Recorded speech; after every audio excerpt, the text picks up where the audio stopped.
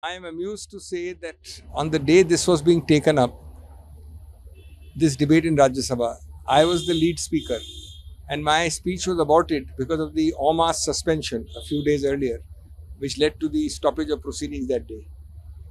When I had done the research, I had found that this is nothing but the manifestation of vanity to leave your imprint. This is an opportunity to create genuine reform. Unfortunately, what has happened is cosmetic changes, 90% remaining the same, numbers changed, a few words changed here and there, and then re-inaugurated as the new central vista, the new set of laws by this government. That is most objectionable. Let me tell you that one other thing has been forgotten completely. Our judges are fighting with arrears. Our lower courts have about 3.5 crores or 4 crores of arrears. Our high courts have 60 odd lakhs of arrears. Supreme Court has just about 75,000, 80,000 arrears. When you tinker with the law by one comma, full stop, it gives an opportunity to a clever prosecution lawyer or a clever defense lawyer to say all the 100 years and 200 years of case law on that provision has been changed by the change of a comma, full stop. So if you make cosmetic changes to 3 basic laws like IPC, CRPC and Evidence Act, the new Sanhitas, you are giving an opportunity to increase arrears tremendously. And that is what I'm worried about. So my first question to you would be the new criminal laws set in from today. How do you see as a challenge for the criminal justice system? Because it has imposed a lot of timelines for the judges, timeline for the forensics. How do you see that, sir? Well, all of us will have to retrain ourselves. And it's only after cases are concretely processed through the system and they come up for adjudication that all the flaws will be visible. See, for instance, today there has been a case which has been launched. The first case was launched against a hawker under 285 of the Samhita. Now, let me read it out for you, 285. Whoever by doing any act or by omitting to take order with any property in his possession or under his charge causes danger, obstruction or injury to any person in any public way or public line of navigation. Now, what do you mean by omitting to take order with any property? It's not normal language. It's not even legal language. Do you have to take an order from somebody who says, hey, look, this stuff of yours is blocking the way? Or do you have to keep it in any specific order? These are just some of the sections. This is punishable with a fine. But there will be so many sections which have imprisonment and imprisonment for life. All of those will have to be interpreted by courts. And those judgments will not come out very easily. And even if 80% of the codes are the old sections with new numbering, but the positioning of the sections themselves, do they have implications? Everything is up for grabs. We have thrown away nearly a century of interpretation. And whether that will come back or whether it will have to be reiterated, those are open questions for any legal mind. So is it wrong to say or correct to say that India will be having 2 criminal justice systems for some time from now? No, that it is correct to say, but that is what the Constitution requires. You cannot be punished for by any ex post facto law. So if it was a criminal at the point of time that you committed it, then whatever was the law at that particular point of time has to apply. So all actions up to the midnight of 30th of June will be governed by the old law, but any actions thereafter will be governed by the new law. But then there will also be all those questions in the twilight zone. Supposing something began on before 30th June and was a continuing thing, which was found out and a crime registered only after July. Now, which will be the law that will prevail? And supposing the punishment to be imposed is lesser under one law and greater under another law, which one is to prevail? So sedition, for example, comes back in this new law, which is still sub judice before the Supreme Court. So how do you see that, sir? So the Supreme Court proceedings referred to sedition under the old law. Now this new section will again have to be challenged, and may not come directly before the Supreme Court. It may be challenged in various high courts, especially when it is invoked in any a particular case. I do not think that these laws can be challenged in the abstract. They would have to be worked on a application by application, case by case, judgment by judgment basis. So few offences, mandatory punishment was added as a thing. So how do you see that? The mandatory punishment should be there or should not be there? Mandatory punishment has been there even earlier. When said with punishment of not less than so many years. So to that extent, it has been mandatory. But sometimes when the only mandatory punishment is death, then that has been held to be unconstitutional, and that has been struck down. So for definition, now a community service is there. How do you think that it's a... That is very welcome. That is very welcome. As it is, most of our prison population is it consists largely of under trials.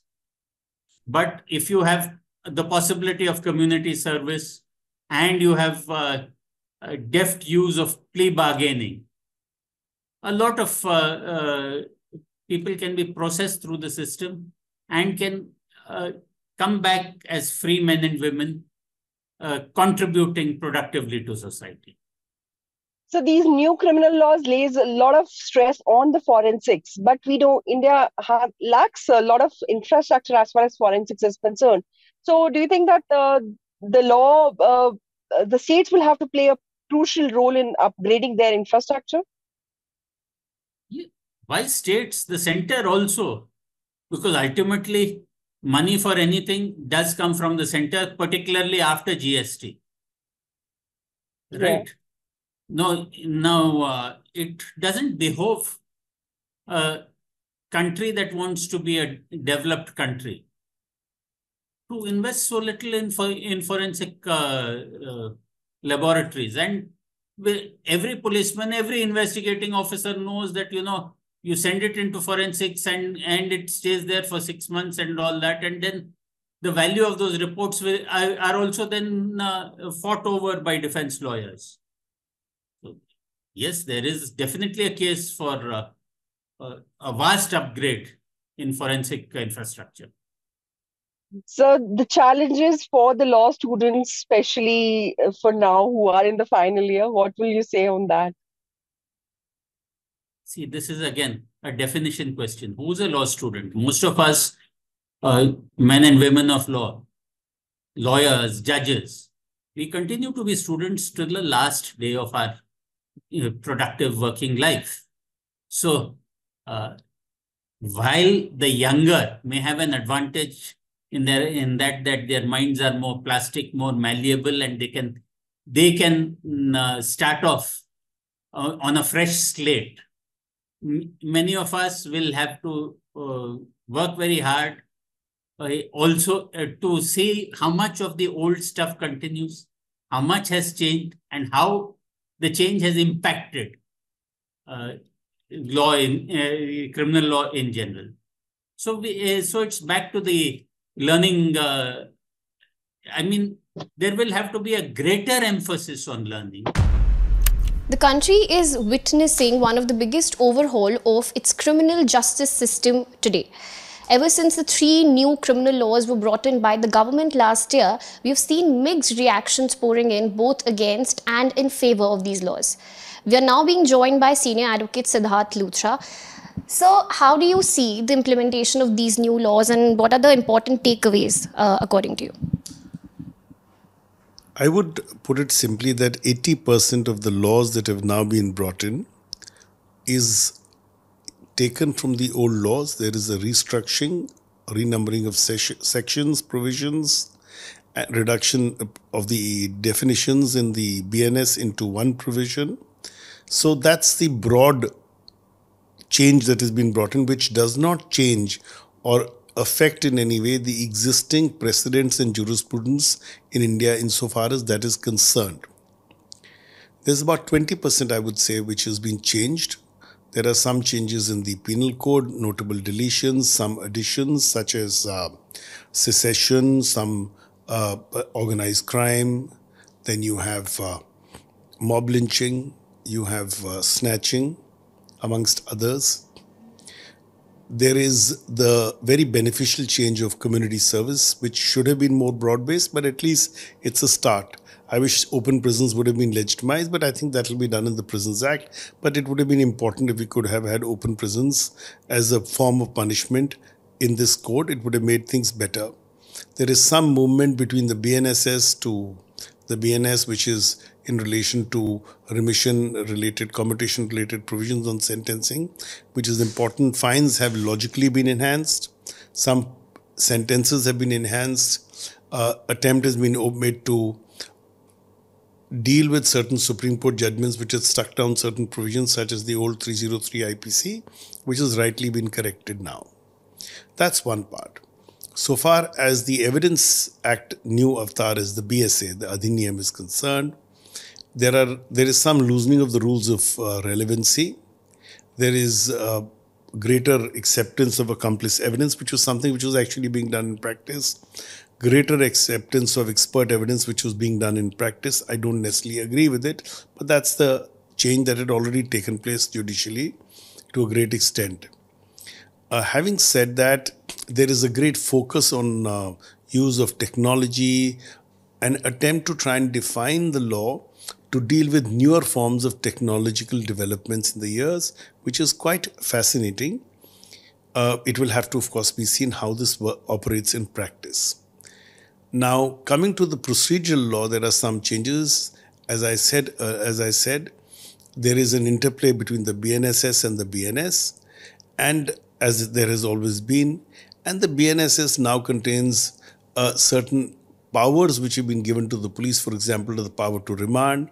While giving the power to remand, at the same time, you have also said that the ability to seek remand is under 450 of the BNSS makes it clear that it's not the sole ground for refusal of bail or for impact the bail. So that's very important. So there's an attempt to temper things down. There are timelines for criminal trials. There are timelines for investigation, which will require major administrative support. That is, the numbers of effective police officers on the street doing investigations, the number of courts may have to be enhanced to make this a reality. All laws are as good as the people that operate them. Today, you must keep in mind that lawyers and judges are used to accepting new laws and used to dealing with them, interpreting with them. That's our job. That's what we are engaged by clients for. That's what judges do all the time. So this is not a new activity which we are not used to. There is, of course, when a new law comes in, there is some level of interpretation, and there takes time for a law to settle down till it is tested on constitutional principles. One of the concerns I do have is that in some provisions we are using terms which are not defined or are loosely defined.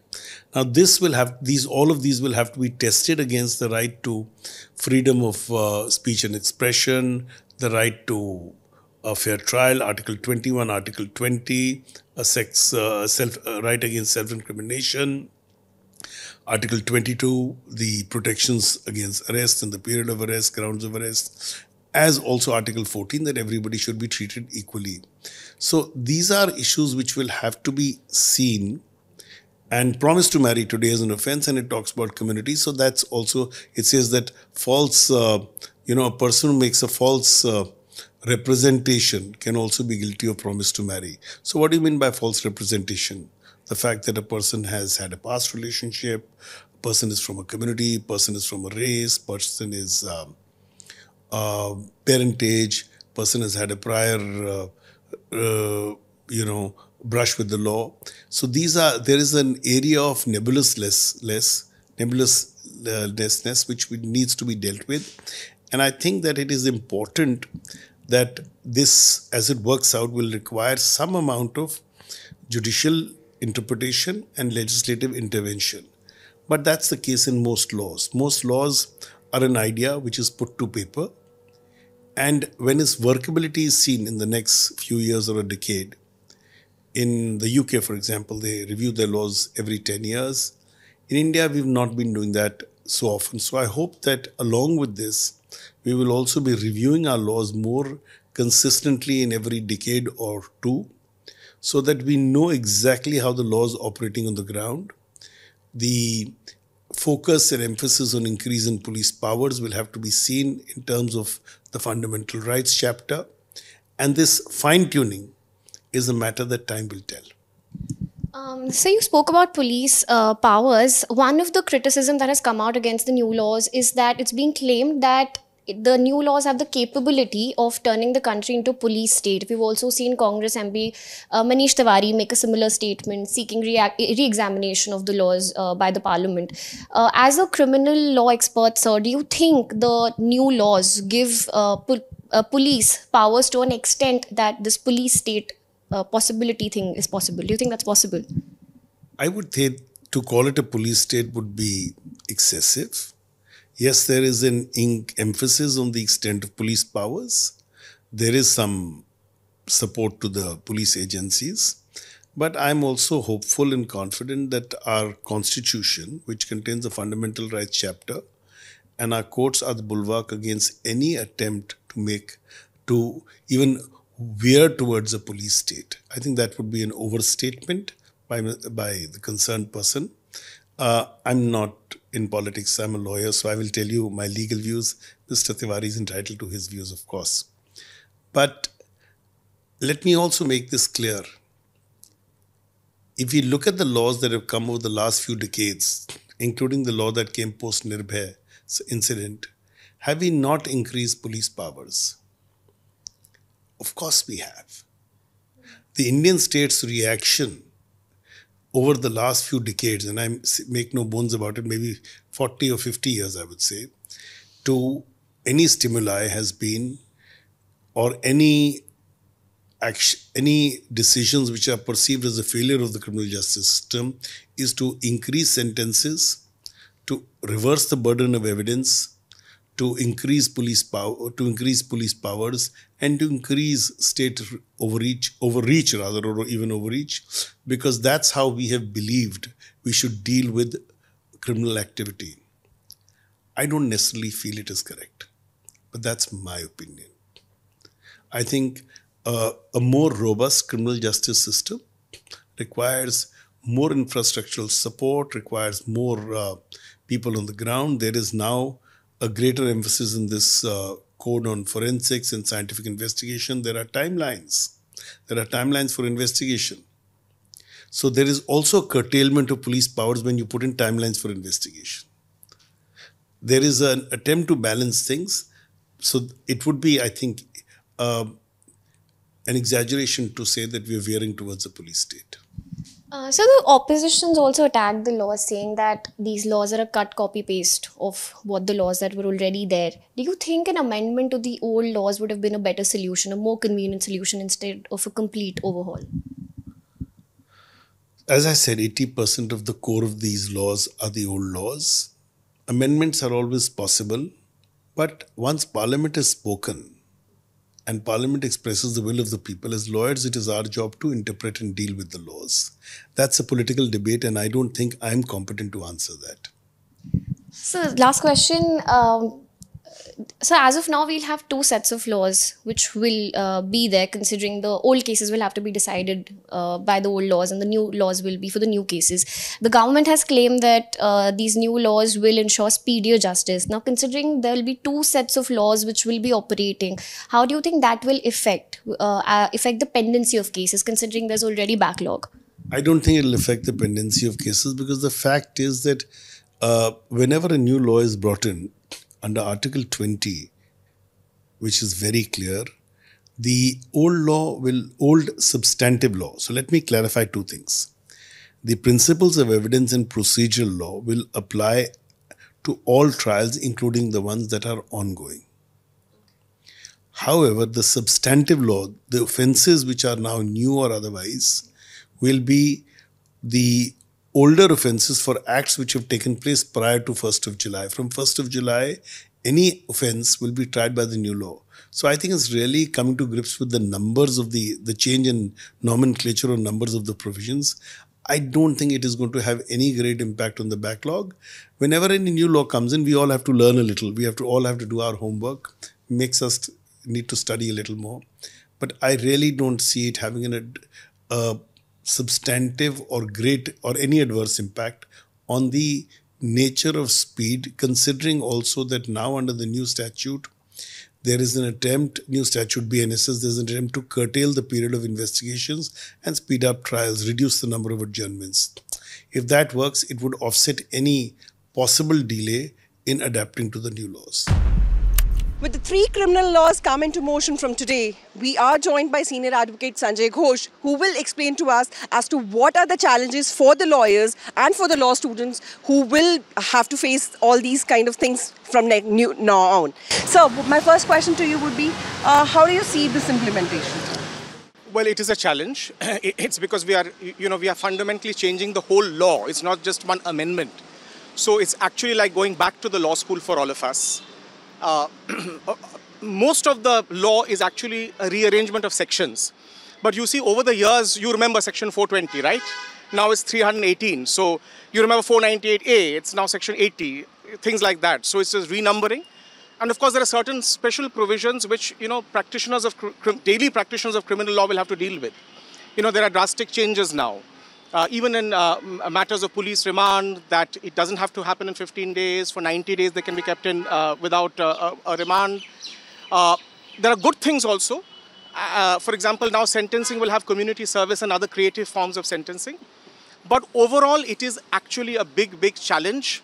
And I wish this entire process had been done by taking the stakeholders into confidence and by not rushing through the way we have rushed through.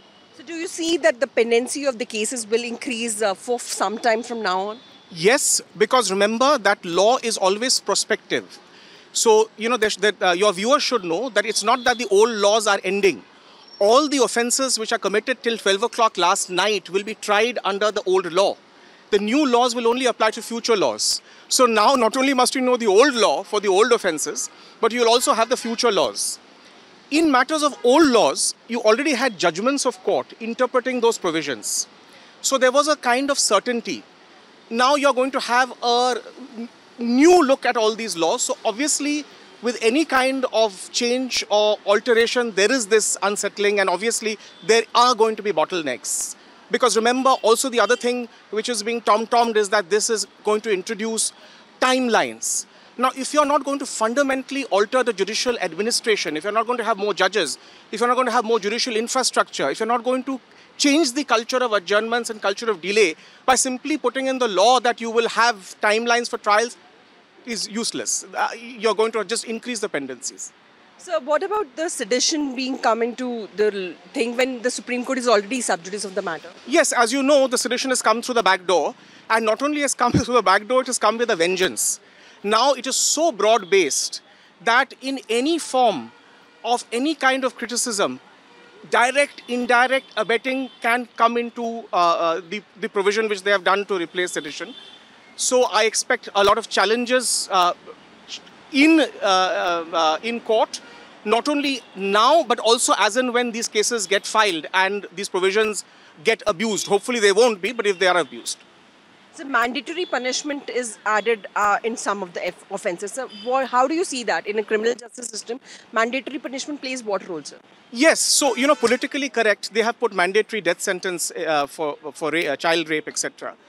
But as you know, you talk to any criminology expert, mandatory sentences never lead to convictions because the judge always prefers a discretion. If you tie the hand of the judge and say you have to give this sentence, then obviously the judge will then in certain matters err and rather acquit the person than give a mandatory sentence. So worldwide it has been found that mandatory sentences, while politically correct, sounding good, has never served the cause of effective punishment. As it is, we have a dismal conviction rate, as you know. Now with these kind of mandatory sentences, my prediction is, I hope I am wrong, that the convictions will even further decrease. So the forensics have been played a major role in these new criminal laws, sir. But we don't have an infrastructure for that. So do you think that the criminal law will suffer most? Absolutely. And I think you hit the nail on the head. It is very good. It's like preparing a grand invitation card for a wedding, but not having the infrastructure to do the wedding. So the Bharati will come, but you don't have the band ready, you don't have the pandal ready, you don't have the food ready. Like, for example, the state of forensics, as you rightly hit the nail on the head. Our forensic laboratories are far and few, and in many cases, the trial gets delayed by months, if not years, because of the pendency of the forensics. Also, the chain of sending the documents or the material for forensic investigation is often compromised, as you saw in that Porsche case. So without putting your money in judicial infrastructure, without putting your money in actually fixing the systems, all you're going to have, this is actually the legal version of those airports with canopies. It looks nice, but one rain will come and it will all be. So the community service adding to a serious offense like defamation, how do you see that, sir? Well, you see, I disagree with you. I don't think defamation is a serious offense. In fact, my personal belief is defamation should be decriminalized. It should actually be left to civil litigation. But yes, I get your point. Community service, again, you must ensure that you have a culture of effective, non-discriminatory administration of justice. It should not be that in certain cases, influential accused will get away by doing community service like writing essays, and some people who are poor and who can't have big lawyers will be languishing in prison. So it's a very good question, and you're right, and this is something which we have to really look out for. So what will be a law student challenge who's in final year and now been, taken up with new criminal laws? What do you say on that? Well, today marks the 33rd anniversary of me going to law school on 1st July 1991. So I would tell the law student, you are lucky. You can change and relearn now. You just 4 years down the line. I have 33 years and much older to undo and unlearn. So yes, it is a challenge, but as they say that challenges give you opportunities. So I will tell the law students that take on this challenge. So would it be right to say that for few months or few years, there'll be two criminal justice systems that will rule in the country? I won't say for a few years, I will say at least for a decade, if not more. As you know, that a criminal case takes about 20 to 30 years from the investigation trial to the Supreme Court. So obviously, as I told you, till 11:59 yesterday, all offences will be tried under that old law. So you now have two systems in place virtually. With the three criminal laws set into motion from today, we've been joined by senior advocate Aman Lekhi, who will tell us the pros and cons of these criminal laws. So my first question to you would be, how do you see this change? Well, I would say it's a blundering, bumbling exercise or striking ineptitude which scoffs at rule of law and in some way derides settled processes for being both substantively and procedurally utterly infirm. Broadly, there's just a change of nomenclature and not a significant change in content. And I would suggest that this alteration is actually a path to nowhere, because it does recodification of something which is settled, keeping aside principles which would permit recodification. Recodification is you have in one place, codification you have one place laws. Recodification will revisit those things to address surplus usage, redundancy, anything which is archaic, which has become incongruous. So you read those things out. So there's a reason for doing that. Now this has been done without reason, and that's where the process comes in. Without adequate pre-legislative processes, which are the mandate of fair play, without parliamentary scrutiny, which is absolutely obligatory, and in a rush for which there was no need. If you look at this scheme of arrangement, the scheme of arrangement sends law into disarray, because in the penal code, the manner in which the chapters were organized, and incidentally, while you change the name, and everyone's talking about change the name, what is missed is that there is no change in the chapters of the penal code. That is, the name remains the same. So you only have the book with the changed name, but the book from inside is largely the same. Now, while they retain the names, they've jumbled the sequence, and the sequence is utterly erratic. And I'll give you one example, the most easy to understand, where in offences against human body, you bring in organized crime. Now, organized crime by its character is different from offences against human body. So this is the utter senselessness of the entire exercise, where something which is very basic and elementary, which you don't need legal expertise to know, has been given an amiss. So whoever is the gentleman or the body which has been entrusted this exercise, I would suggest lacks not just the intellectual capacity, but the wisdom to deal with something as substantial as this particular change, because this is like an epochal change, and you just don't bring these about off the cuff. So do you want to say that the opposition is saying that the stakeholders were not consulted, or the parliament was not, the due process was not followed? Or do you think that this is one of the reasons why this criticism of these new laws are coming? I will keep the opposition aside. I am not going to get into the politics. See, this is, as far as the law is concerned, it is not going to be polarized by different points of view. In fact, the purpose of law is to reconcile different points of view. So whatever the opposition may say or not say is not my concern. I have a more fundamental concern where over here is concerned, that as far as the change is concerned, the change, in my opinion, violates, the opposition is saying the same thing, but I'm not saying it because the opposition is saying it, the three basic principles of rule of law: transparency, certainty, predictability. Now, we don't know how this change brought up. Right? And we had this system of the Home Minister and the Law Minister nowhere. The department of the Law Ministry entrusted with this particular exercise is mute. We don't know what was the exercise which was undertaken, who was consulted, what was the need which was in some way identified for this particular thing. So opacity defeats transparency. Next, predictability. Now, predictability goes to socialization.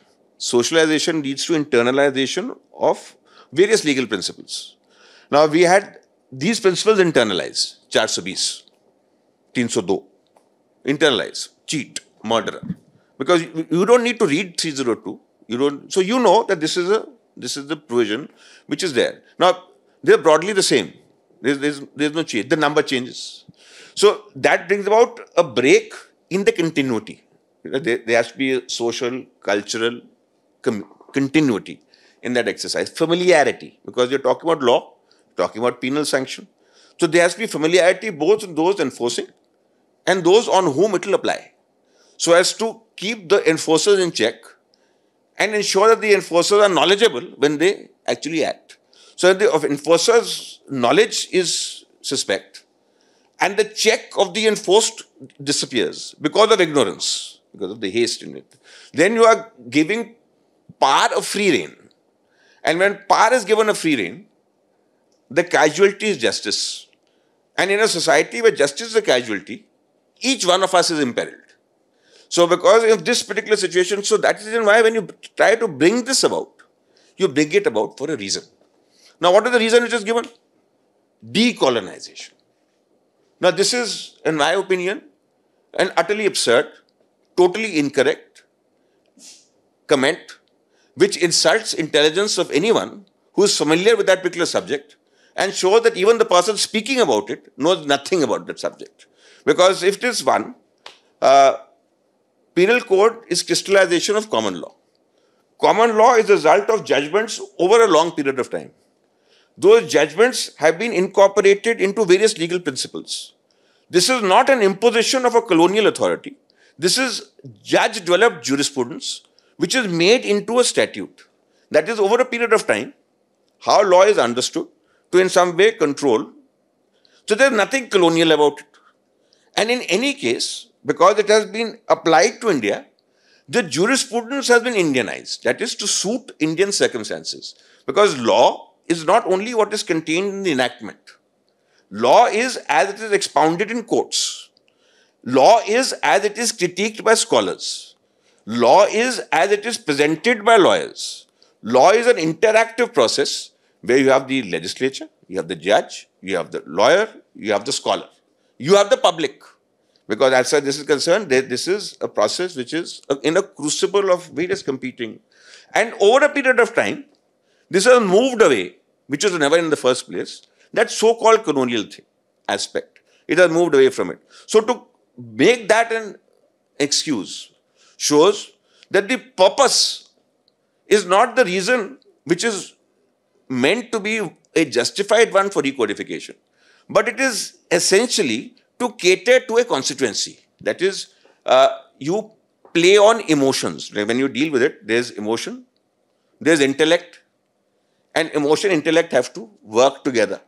Now you make one preeminent, like you have intellect without emotion, or emotion without intellect, each is equally bad. The balance between the two has been done away with, because while these statements may in some way behove a demagogue. So fixing criminal trials limit timelines there are. So do you think as a criminal lawyer, is it feasible? Because, trials, the justice seems to not to be done, but has to be done. Like absolutely. I mean, but I completely agree. Fixing timelines? No, fixing timelines, yes, but who are we fooling? Now, as far as you have the timeline, very nice on the statute book. Like we got 21, beautiful on the statute. We got a preamble, lovely on the statute book. We have the opposition just mechanically waiving the constitution. You are trivializing something like this. We are making it part of a political discourse, and I have nothing but condemnation for this particular thing. But anyway, that's a part. Timeline that be there, but the implementation requires infrastructure to be present. So that's the reason why, as I said at the beginning, transparency. When you bring about laws, you also scrutinize the system, and you adjust the laws to the system, and you just don't bring the laws. You have in it a mechanism to deal with the expense, the load on the system, the capacity of the system to bear that load, and the functionality of that system post a change. Now you have fixed timelines, yes, but you create confusion about the law simultaneously. What will the timelines do? Because you have created confusion about the law is, so the timelines can't be kept, because that becomes unrealistic, because threshold issues will frustrate the examination of the matter on merits. So you try to show everyone, and apparently even the Chief Justice had actually applauded these, right? But it's very nice in the sense that, okay, on the statute book, it looks very nice. For people who are uninitiated in it, they said, wow, what a change. But point is there a change on the ground? Or is the law as it stands capable of bringing about that change? So we are not concerned with optics. We are concerned with the reality. We are concerned with the applicability. We are concerned with the efficacy. That is lacking. So the criminal laws, so forensic plays a major role, and in these criminal laws, a lot of stress has been laid on the forensics, that forensics needs to be done. But we don't have an infrastructure. No, we don't just have the infrastructure. I mean, you see, there are many, I mean, I don't want to sound too pessimistic, right? There are problems in every system. there's need for change. No question about that. Any positive change is welcome because that will help us. So, but the point is, if you initiate the process, then you have to act in a manner which touches all relevant aspects. You cannot start a process, touch one part of it, leave the rest unattended, don't talk about it, don't mention it, don't address it, and keep hammering the point which you have dealt with. Then what are you doing? You are just playing politics. You can never play politics with law or with the legal process. That's the reason why when you ask me the question of the opposition, I say, damn the opposition, I'm not concerned with the government. I am concerned with the law. The only thing which is important in any country, in any society, in any polity, is the dispassionate application of law. Clarity about the law, courage in the application of it, and being forthright when there is abuse of that particular process. That is what exemplifies a vibrant society. That a society which is attuned to the right principles to keep the whole thing cohesive in the right manner. So as far as this aspect is concerned, forensics, yes, very good. Timelines, yes, very good. The question is, have you filled up the vacancies? Do you have a mechanism in place where you can anticipate what's going to happen? Do you have the technological wherewithal for this particular purpose? Have you educated the police? Have you educated the judges? Have you educated the lawyers? Forensics is a very technical field. Like every time I have to deal with a matter, if at all, I have to spend a fair amount of time separately with someone expert in that to deal with that aspect of it. And I will yet not be a master of the entire team, but you have to deal with it. But that requires a fair amount of time. Even with experience, you require time. Now you bring all these fancy things into it, inundate the law with all these details, right? Then you publicize the fact that you've done all this. This is all on the surface. The reality is what is behind. So it's not the mask, but the face behind, which is the reality. You know, we can all, as far as appearance is concerned, do a lot to make ourselves attractive. But the point is, the real person will not necessarily be the person who has used enhancers to in some way improve the image. The reality lies behind the enhancers. So we have these enhancers. In this case of timelines, we have these enhancers. Nice cosmetics. We are doing up the penal system. We are beautifying it. But the person, how healthy is the person? Is the appearance real or is the appearance deceptive? That question remains moot. So the another question that would coming up to our minds is that, you know, the two criminal justice systems would prevail in this country for some time now, because the old laws will exist because of the old cases which are pending and the new ones comes from today. So how do you see as a lawyer? Well, that is inevitable. That's bound to happen. You see, the problem is, why is it happening? There's nothing wrong in having two, because the law is very clear. There's law, as a substantive law is concerned, will be on the date of the offence. Procedural law would be. There's not much change in the procedural and substantive laws. As I told you, cosmetic changes. So this argument which is doing the rounds, oh, there'll be two laws, etc. The question is, that misses the point and that has to be hammered. What is the major change? The major change could have been addressed if required to individual amendments. You didn't need to rewrite. And how have they rewritten it? They omitted some sections. So because they omitted some sections, the number changes. Because the number changes, then they jumbled the provisions up. They picked up one provision from one chapter, put the very same provision in another chapter, picked up another provision from another chapter, picked up another. So you have interchanged the sections. There's the section which they made, the wording is horrible. Because, I mean, if you read it, you have to read it a couple of times to actually try to understand what is being said. Because it's given to multiple interpretation, which affects the question of certainty, which I said in the beginning, the rule of law. It affects the principle of certainty. My problem is not insofar as this applicability. My problem is the exercise. Why? What is need? These are the consequences. But the question is, we are talking about the event, not so much the consequences. My objection is to the event. Of course, when the event is bad, the consequences can't be good. The consequences reinforce the fact that the event was not something which would have happened firstly, or in any case it had to happen. It had to happen sensibly. So in this criminal laws, a provision of mandatory punishment is offered in some offences particularly. So how do you see that, sir? You see, mandatory punishment depends upon, it's as a constitutional principle, it may have infirmities. The circumstances in which the offences for which the conditions in which it is imposed, the severity of that particular offence, are factors which have to be considered. These are not matters which can be discussed easily or in lay terms, because they are in some way replete with very technical legal issues.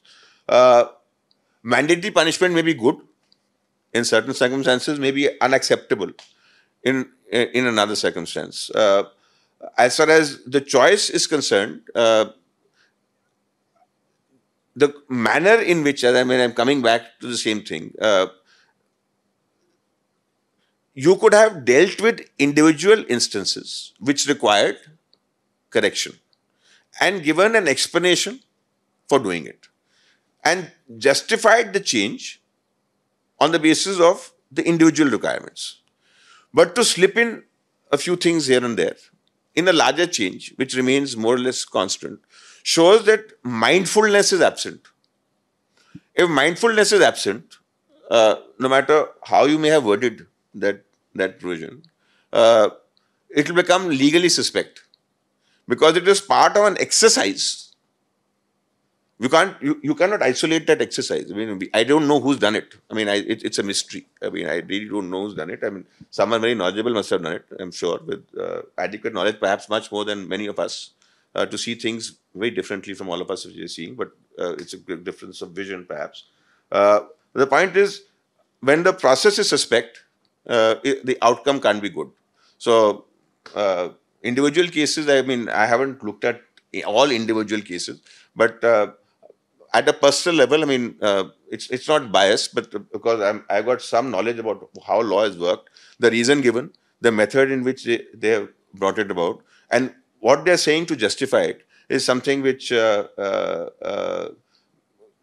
cannot but meet a severe disapproval at my end. So community service comes as a punishment in the statute book now. How do you see that, sir? Well, you had the post fellow requiring to community service. We'll find ways and means to get around the community service also. The Indian mind is ingenious. Right now, community service, it has absolutely little use as a punishment. If you look at community service as punishment, what kind of community service will you do? Community service is, as the expression suggests, service. It is volitional. It is the requisite mindset. It is about the need to do it. It's about the importance of that particular exercise. So you say, no, I'm going to punish you. And the punishment is community service. So what message are you giving? Law is supposed to serve as a lesson. What are we being told? Community service is a punishment. Can community service be told can ever be described as a punishment? Right? Like Swachh Bharat. Now, when you say Swachh Bharat, it's not enough to just use the broom and have yourself clicked. Swachh Bharat, and to make Bharat Swachh, you have to actually act away from the cameras. Now, look at our state. You walk out, our habit is to keep your house clean and make public places dirty. Right? Now, what will be the community service? Keep your house clean and keep the public places dirty. You don't do it because of penalty. Do it because of the need. Do it because it's the right thing to do. Do it because you're a responsible citizen. Do it out of a civic duty. Do it out of the obligation of citizenship. That's the way you bring it about. So you needlessly, how many things will you touch and affect? Poor community service was left. And you make community service a punishment. So how do you see this new criminal laws as a challenge especially for the law students and for lawyers also, who have started most of the time those IPC and CRPC. How do you see that? A challenge, a big challenge. You have to study the law books again. No, don't say we have to study the law again. I mean, that is admission that we don't know the law. But the point is, we don't need to study the law again, but we definitely have to keep looking at the law once again. And, again, the same thing. I'll be looking at the same thing, but I'll be finding the same thing in a different place. Now, what's the point? If I have to find the same thing, but the place of the thing has changed. The chapters have changed. The sequence has changed. So I find the same section in a different part of that, but it's already there. So I knew that I'll find this section in this chapter, right? But that chapter shifted to a different place. So I turn a few pages and find the same thing in another one. And just now that we're on this, I don't want to, this will create, everyone is talking about sedition and everything else, right? What the government doesn't realize is, and of course with all the infirmities in this particular provision, that it will be far more difficult now, the manner in which, and that is the beauty of, whether it's beauty or ugliness, I don't know, depending on perspective, because the deeply polarized society we have today. Even those who are critiquing the laws, as pointing out that, see, what they've done, they've enlarged sedition. In my opinion, it will be far more difficult now to prosecute a person for sedition. And if an easy resort, notwithstanding the breadth of that particular. Now, that brings in striking contrast the problem you're going to face. Now, people on the same side of the spectrum, those who are criticizing, are saying that, see, look at this section, right? It's going to make sedition easy, right? I'm saying it's going to make sedition more difficult. Now, those who are in any case on a point of view aligned, on interpretation, on why? Because you changed that section. You changed it in a manner which is given to multiple interpretations, and there's perpetual confusion about what it is saying. Certainty, which I said at the beginning, lost. Certainty lost. What are we going to do with the law? The meaning of the law has to be gleaned from the letter. The letter, therefore, has to be precise. So the state, there are laws like UAPA, PMLA, SCST Act. These refer to specific sections of IPC and CRPC right now. Do you think that these laws also have to be amended according to the new ones? No, they will not have to be amended. The problem, they will not have to be amended. As they can be interpreted, and there are different principles to deal with this particular aspect. Yes, that will be that would follow. The question, you see, there is also an overlap between the laws, because an overlap between the laws, their coexistence, I mean, it can in some way be an incentive to any lawyer with some imagination who wants to create some kind of confusion in a matter to raise issues as to tangle the case in technicalities, where you want to avoid dealing with the substance of the dispute.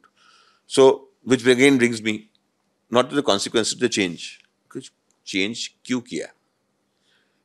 You have an abundance of problems. You just have to keep thinking. You can imagine the problems. I don't need to even think. There'll be problems aplenty. Bountiful problems.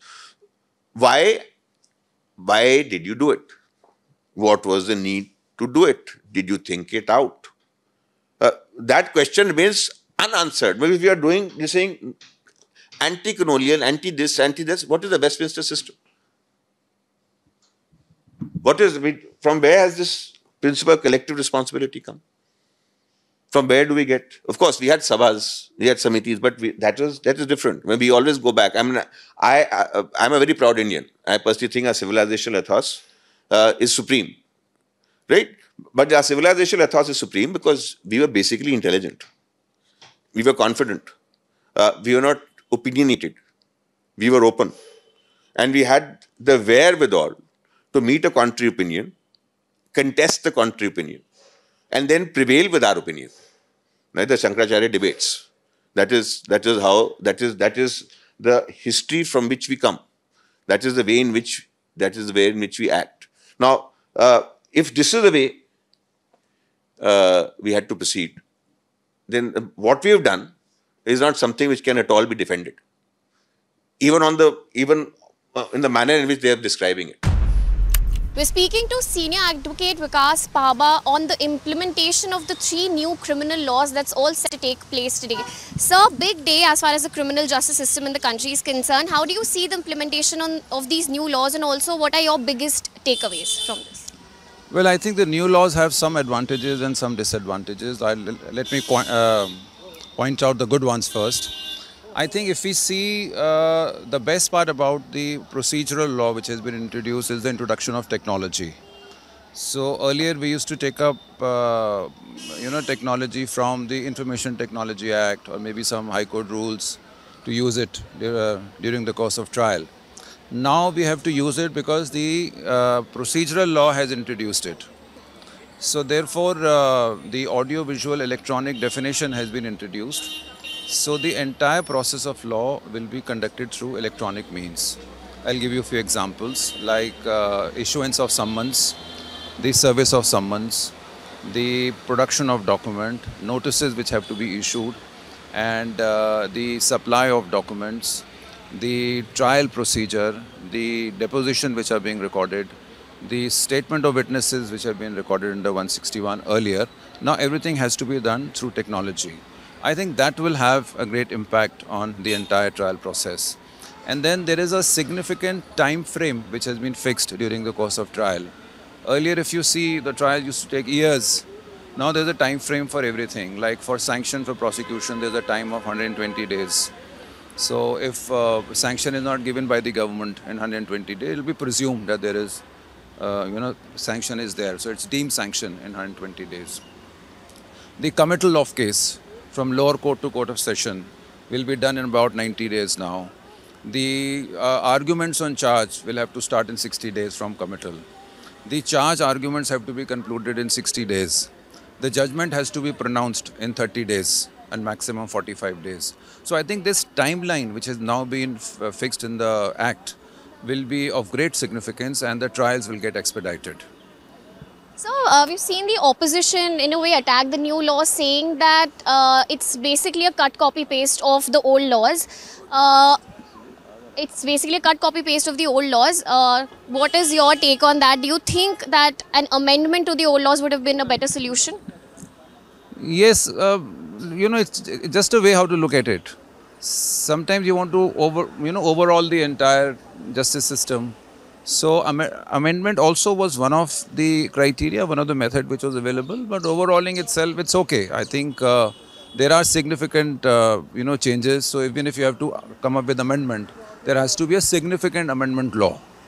So either you amend it with say around 60-70 sections in one go, or you bring a new law, bring the new acts all together. So I think it's just a matter of procedure which has been adopted by the government. So another criticism of the new laws that has been pointed out by not just political leaders but also lawyers is that the laws have the capability of turning the country into a police state. As a criminal law expert, sir, what do you think about that? Do you think that's possible? I think there are provisions where excessive powers have been given to the police, and the most significant one is the period of police custody remand. The Supreme Court has been saying time and again from the last almost 5 decades that the police custody remand period has to be minimum. And the police custody should be given only in very necessary circumstances, when you don't have any other option. Here, increasing it from 15 days to 60 days or 90 days, I think it's too excessive. Obviously, the law will have to be challenged on that, because the moment you give such massive custody to the police, then you are giving them an opportunity to manufacture evidence against the accused.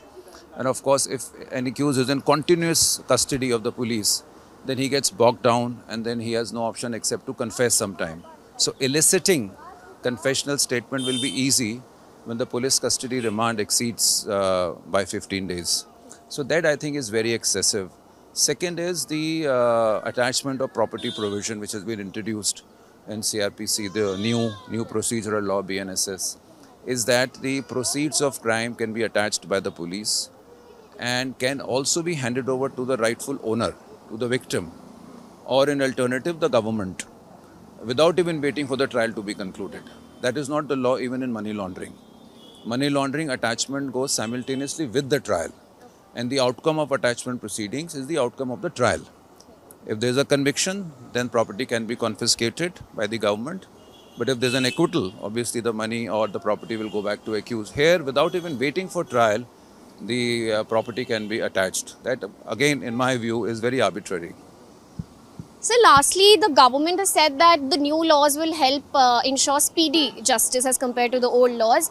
But we also know that from as of now, there will be two sets of laws will be in operation, both the old law and the new laws. How do you think that will affect the pendency of cases? I think in the beginning there will be a bit confusion, but gradually it will get streamlined, because for all the offences the procedure will be the new one. It is only the offences which are which have to be tried in the court. That offence will be on the date when the offence is committed. So anything before 30th of June or 1st of July will be governed by Indian Penal Code, and anything after 1st of July will be by the new act. So I don't think there is any confusion, but yes, certainly there will be a bit problem with regard to the procedure which has to be adopted. So the judges will have to be educated, the lawyers will have to be educated. I think the major problem will not be this. The major problem will be the infrastructure. The way technology has been introduced in the criminal justice system today, it can't function at all till we give technology to everybody who's involved in the criminal justice system. So in a far-flung area where there is no technology, how can you expect a police officer to record the evidence on a smartphone? We don't know whether he has the smartphone or not. And second is, if he has the smartphone, whether the court, the executive magistrate, judicial magistrate have the same phone or not. And then if the data is transferred by the investigating officer to the court, whether there is any storage facility, how will the data be stored, and how the files will have to be framed. Just like we have case diaries manually, there are no case diaries, there will be digital files. So I think the government will have to spend a lot of money. They have to increase the budget with regard to the functioning of the courts, educate, introduce technology at each and every level. Only then we'll be able to effectively use this procedure. Thank you so much for speaking to us, sir. That was Senior Advocate Vikas Pahwa with his analysis of the 3 new laws which are all set to be implemented in the country from today. With camera person Ashwini from New Delhi, this is Shrishti Uja, India Today.